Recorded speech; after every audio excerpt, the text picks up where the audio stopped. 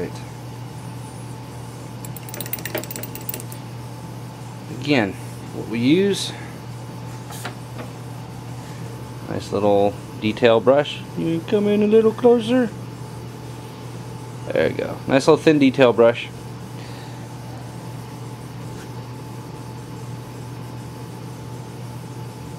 Model Masters titanium buffing metallizer for airbrush only lacquer, and get it back in focus there. There we go. But we're going to use a brush anyway, because you know us rock and roll musicians, we hate rules. Just absolutely despise rules. It takes the fun out of everything. See, that's a bit much right there, so I'm going to do, knock a bit off on the towel, thin it out, and get over here before it dries too much more. Just streak it back.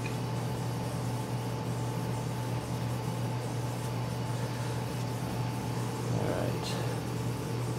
Now remember at the beginning of the video, in case you forgot, since it was like days ago, I tried to wipe off the excess on a little piece of tape on my workbench, so I'm going to do that.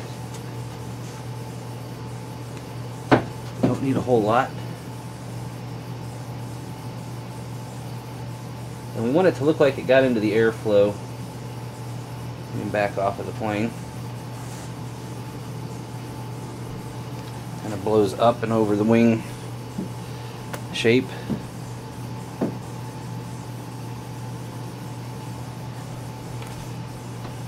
Now it's a little tricky right here because of the groove where the panel line is.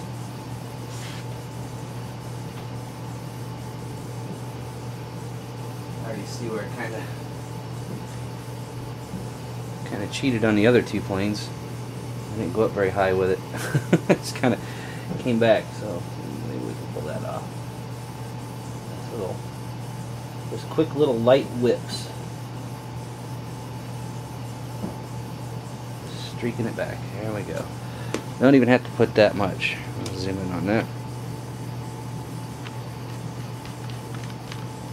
And what's really cool, if you notice right here, had a nice little thin streak of its own. If you look carefully online when you're researching this stuff, you'll find some really good pictures.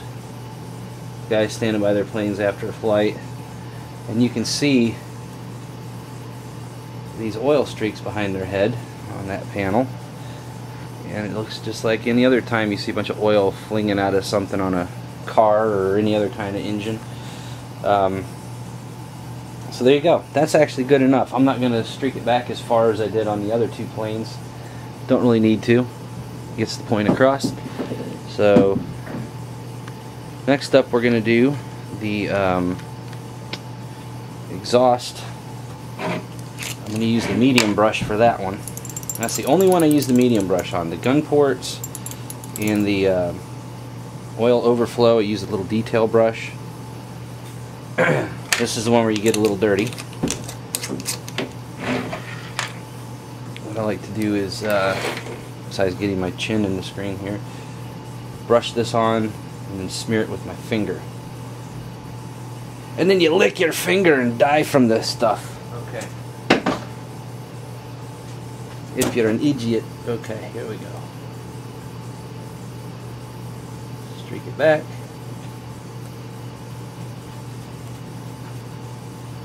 That looks pretty exaggerated, so then you take your finger, smear it like that. Come in close. And get the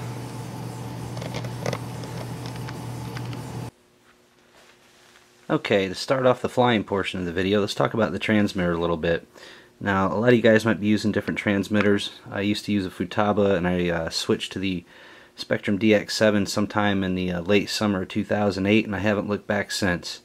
This has been an absolutely awesome transmitter, and I got 12 airplanes programmed into this so far, and it holds 20, but we're going to focus on one here.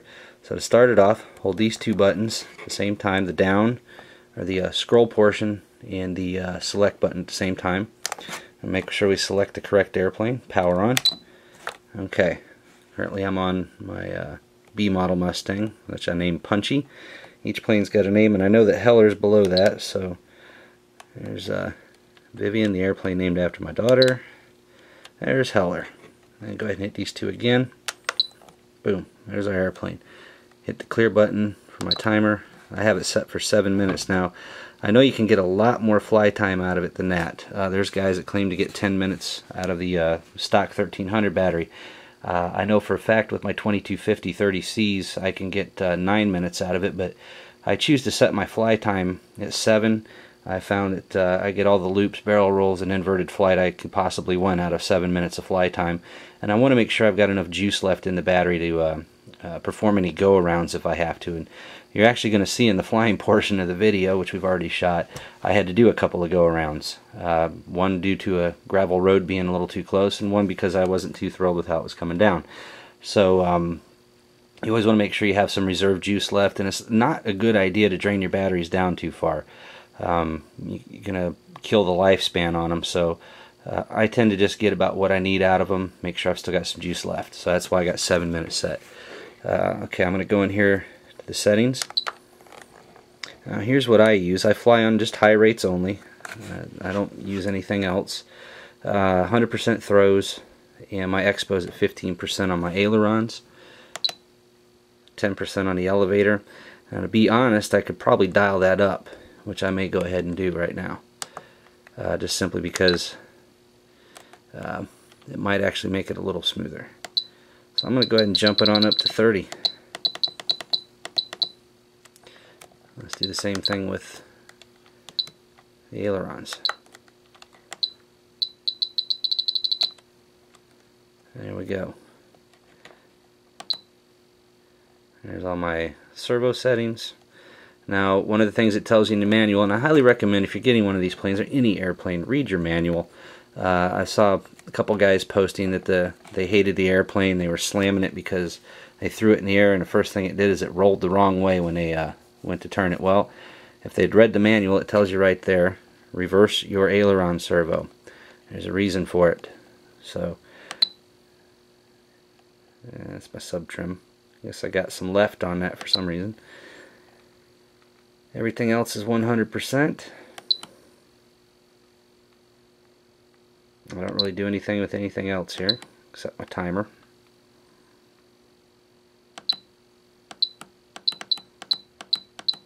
Now I set it for timer instead of stopwatch. I have it count down from 7 minutes, and as soon as I get to 30 seconds it starts beeping and lets me know it's time to go ahead and start thinking about bringing it home. That's it.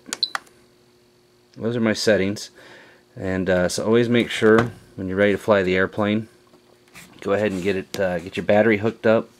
After you turn your transmitter on first, make sure you're set for the correct airplane, everything's the way you want it, your switches are all in the right position, and then plug the battery into your airplane, and we're going to make sure we get a good bind. So let's go ahead and do that. Okay, I'm going to cover binding and pre-flighting your airplane. Now, I'm not going to go over range check. There's no point in filming me walking 30 paces out and 30 paces over, but it's a good idea to have maybe an extra person with you to watch your airplane. Make sure your flight controls are moving, or at least set your airplane where you can see the flight controls move while you're doing it yourself. Always good to do a range check before the first flight of every day, and in some instances I even recommend rebinding your airplane before the first flight of every day. If you've been having issues with possible brownouts and stuff, it's a good idea. Okay, so I'm going to go ahead and stick my 2200 25C battery in, just like I would at the field. Get that thing all the way in. Now I cover a lot of this again later on in the flying portion of the video, but I figure we're here, let's go ahead and do it again. Alright.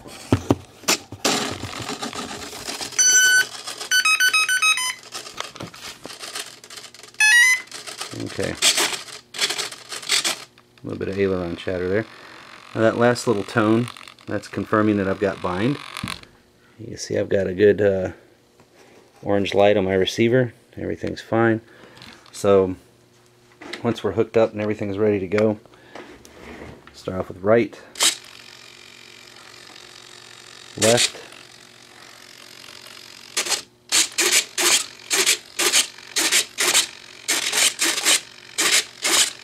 We're getting good response.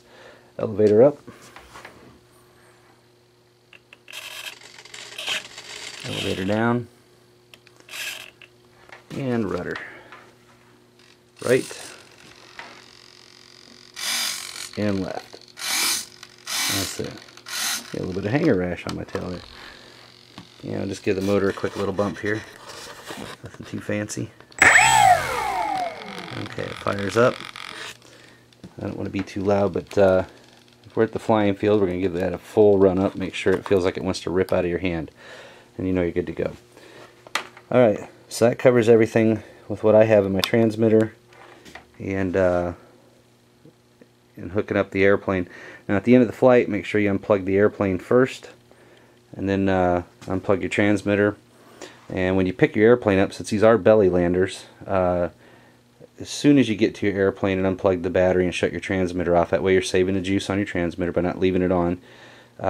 Pick the airplane up where it stopped, look it over real good, make sure nothing's falling off of the airplane, and that way if it did, you know exactly where it was, so, and where your flight path was, so you can look for it. I haven't had that issue with any of these planes. I have with a couple other airplanes.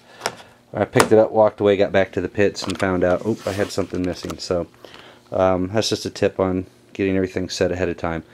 And there you have it. Now we're going to go out and fly the airplane.